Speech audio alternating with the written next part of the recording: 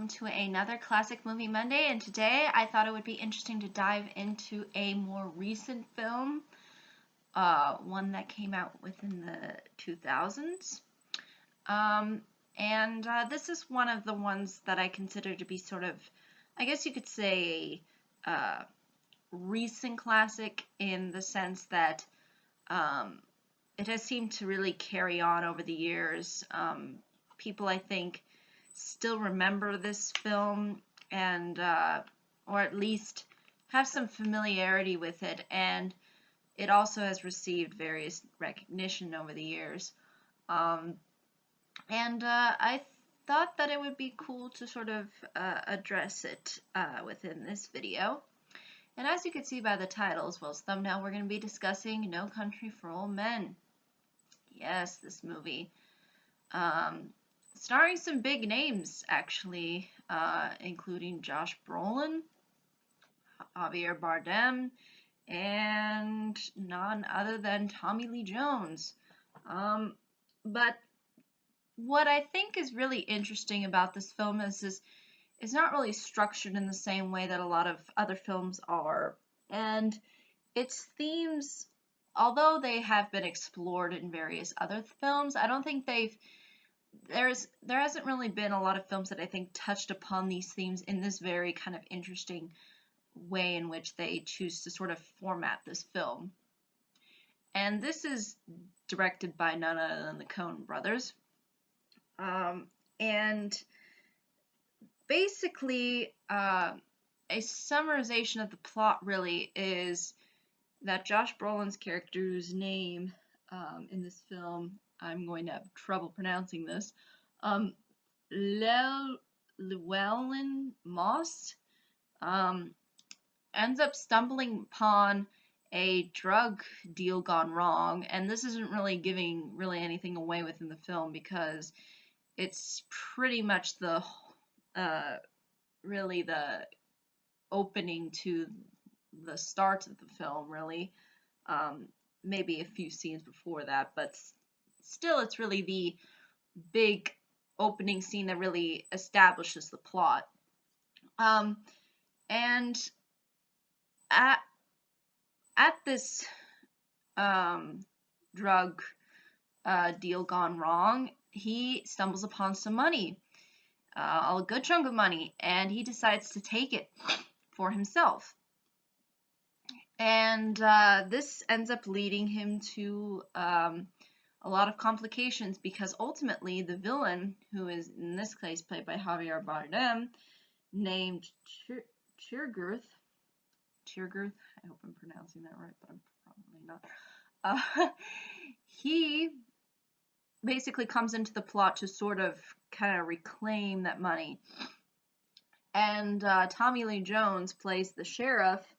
In this case, his name is Sheriff Bell, and he ultimately gets involved within this plot as well, and you will see how he tries to sort of help Josh Brolin and Brolin's character and try to kind of figure things out, since he's sort of on the case as far as the whole drug bust is concerned, and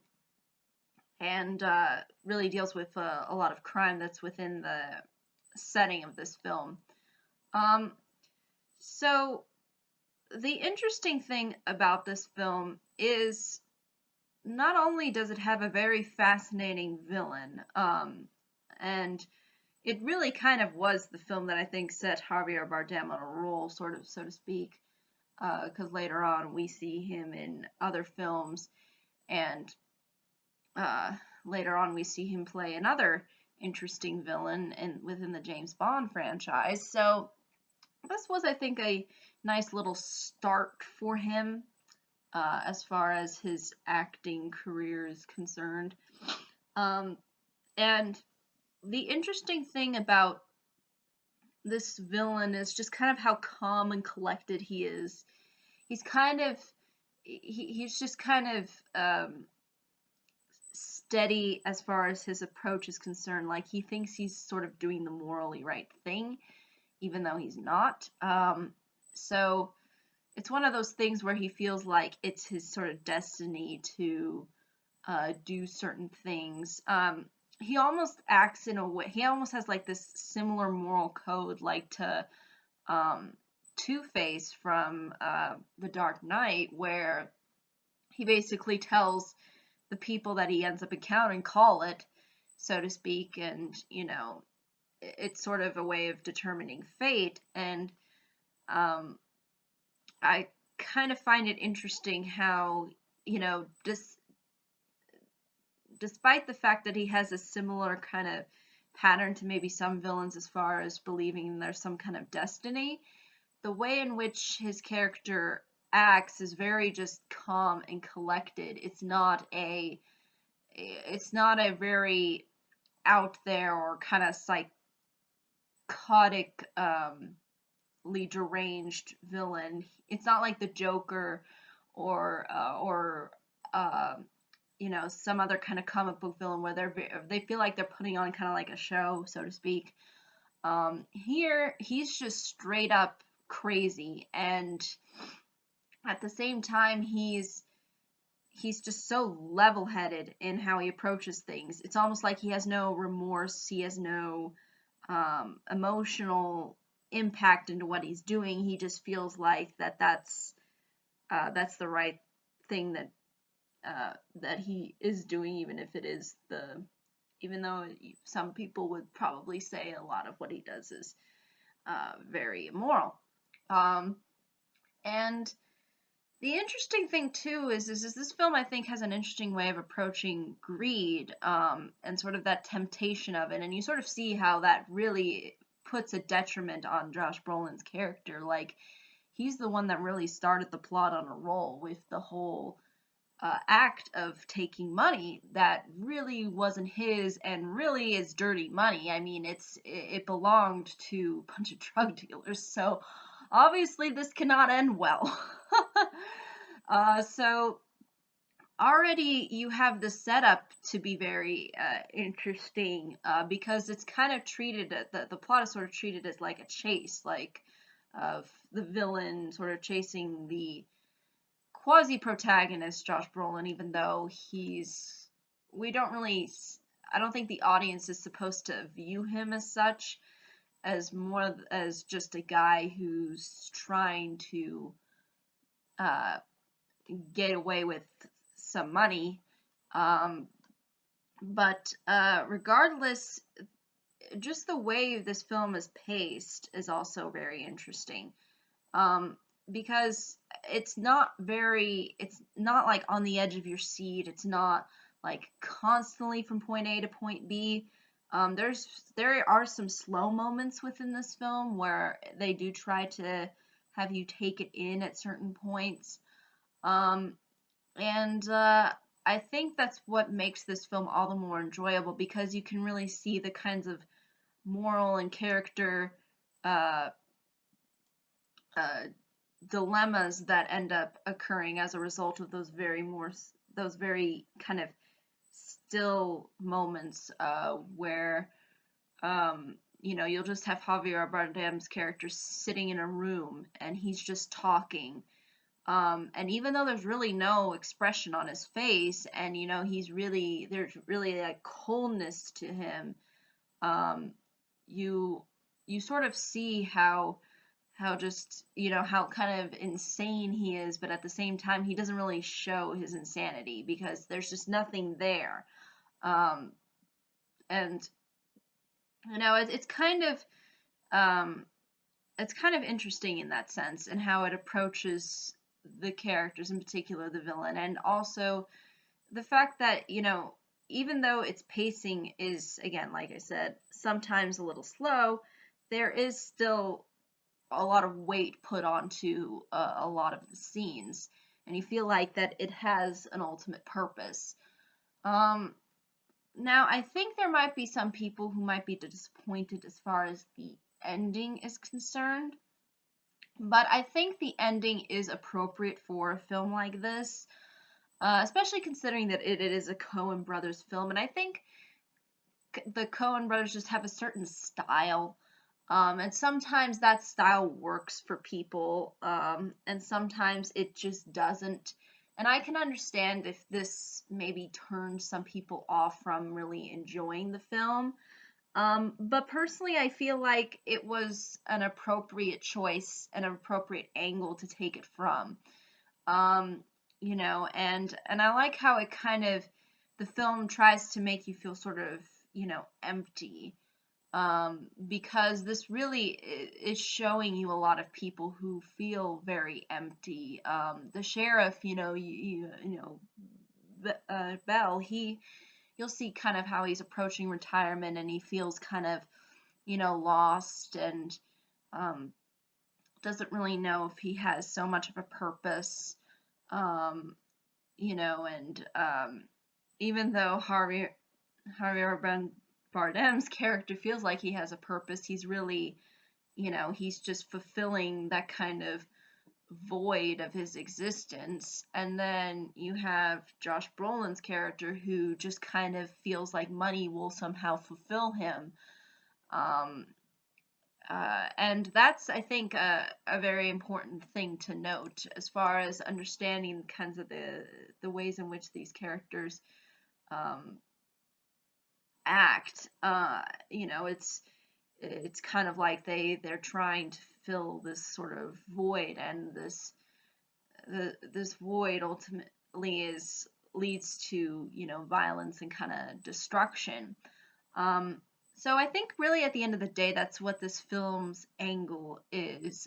It's not like a traditional three-act structure where everything is spelled out for you completely, and you're left with a big warm fuzzy feeling inside. I mean, that's not this kind of a film. I mean, this is not Star Wars. This is not Wizard of Oz. This is No Country for Old Men. So if you don't mind that approach, and again, I think if you generally enjoy the Cohen Brothers filmmaking and their directing, as well as the way in which they sort of execute stories, then you will enjoy, I think, this film. But if you're one of those people who kind of is a little bit divisive as far as your enjoyment of their uh, previous films, I believe one of their more famous ones too that I did talk about was Fargo, which is, I think, one of their more older films. But again, this is definitely a different approach, um, similar to There Will Be Blood, where it's a very um, interesting and yet kind of dull but very interesting approach, because it doesn't try to constantly push something in your face. You have to kind of think when you're watching it. And I really like films who do that. I really do like films that make you think, because sometimes people think, oh, films are just designed to be kind of mindless entertainment, and they're not. Films can offer something very interesting and very in depth. You just kind of have to absorb that, and then you can really get some understanding about life or whatnot, or certain characters or circumstances. You can really understand things to a certain level, and maybe um, gives you an understanding of how sort of the world is in certain respects, or how the world should be or shouldn't be. All of that is all sort of ingrained with films that really do try to make you think. Is one of those films that does try to make you think. It's not mindless entertainment. So it's enjoyable. It's the villain is intimidating. The protagonist isn't really a typical protagonist, if you could even call him a protagonist. The whole setup of the story is rather unique and enjoyable and sort of refreshing. So if you like that kind of a direction, then you will find this, I think, rather enjoyable. But if you really like the sort of traditional 3-act structure and you like things wrapped up nicely in a bow for you, then this isn't going to maybe satisfy you completely. But again, I think there are some things that maybe could have been a little bit more satisfying through my perspective. I mean, yeah, obviously no film is perfect, but I think overall this will go down as one of those films that that not only set not only got Javier Bardem sort of in the spotlight, but also kind of took an approach to filmmaking that is not usually what you see um, from Hollywood, and is one that is full of good acting and good writing and overall uh, a well executed story, even though that story is not how usually a lot of the times Hollywood traditionally tells stories. So that's I think really what it all boils down to. If you don't mind the non sort of traditional Hollywood, then you will find this enjoyable. But it's not saying that you can't like both, because I do like both. I do like the 3-act structure, and I also like it when films can kind of go out and branch out and be different.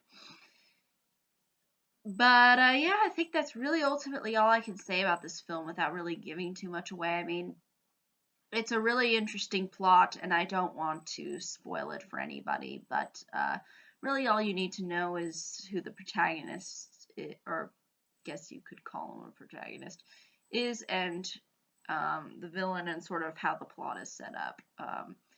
But yeah, if there are any questions, comments, concerns, I'd be more than happy to answer them. But thank you so much for watching. I hope you all have a pleasant day, week, month, and year, and I hope to see you all in the next video. Take care.